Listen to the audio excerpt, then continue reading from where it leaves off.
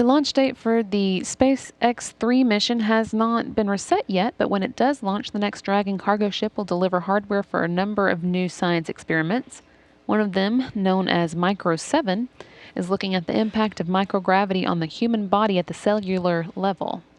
I spoke with the principal investigator, Dr. Honglu Wu, a life sciences researcher in the Biomedical Research and Environmental Sciences Division here at Johnson Space Center, and I asked him to explain what Micro-7 is.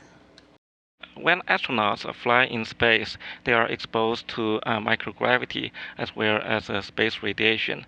So one of the important questions is that how cells respond to DNA damages induced from radiation exposure. So this particular experiment will fly human cells to space and damage the DNA in the cells with a chemical called bleomycin, and we will study the cellular response to such a damage. So it sounds like there's kind of several different aspects of this. You fly, first of all, the DNA to space, then you damage it, and then, I guess, bring it back and study it? Yes, and we'll fly live cells to space rather than naked DNA. Yes, then we will damage the DNA in space and then fix the cells in space and bring the samples back to the Earth and perform all the analysis on the ground. Now, how unique is this? Have we had DNA in space before, or have we damaged it in space? Yes, DNA has been damaged in space, and there has been a number of experiments before. But there are a couple of novelties in our experiment. One is that previously the cells were damaged by radiation sometimes immediately after they reach orbit. But in this case, we will let the cells adapt to the space environment before damaging the DNA. And two is that we will look at the molecular changes, DNA, RNA, and protein changes after DNA damages.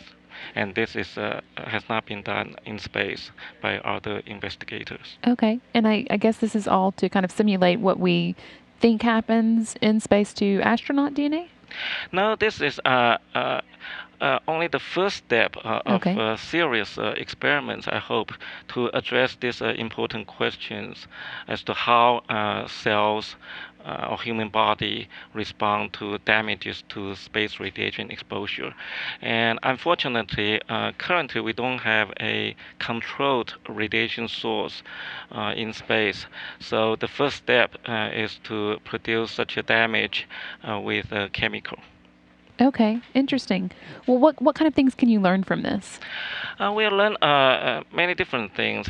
Basically, the most importantly, we'll know whether the cells in the microgravity environment are more sensitive to radiation damage or more resistant to radiation damages, or using a more technical terms, is how DNA repair will be affected by the microgravity environment. And is that something that we would see the repair in this experiment, or is that, do you hypothesize that? Yes, and we will look at the DNA repair by analyzing the gene expressions, particularly those genes responsible for DNA repair. Okay.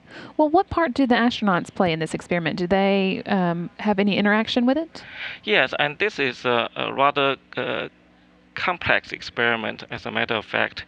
So once the cells reach orbit, and after several days on the space station, the astronauts will treat the cells with bleomycin and then fix the cells at different time points.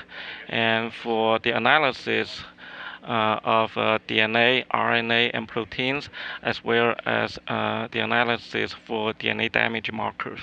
Okay. Well, so is this something that is just applicable to space travel, or is it helpful for people here on Earth as well? Yes, and as a matter of fact, if we can understand how space environment, microgravity particular influence the cellular response to DNA damage, and that would have an impact on Earth, and particularly in the field of radiation therapy, because some of the tumor cells are resistant to radiation damage, and if we will be able to identify some new pathways that will sensitize the cells to radiation, and that will be very helpful.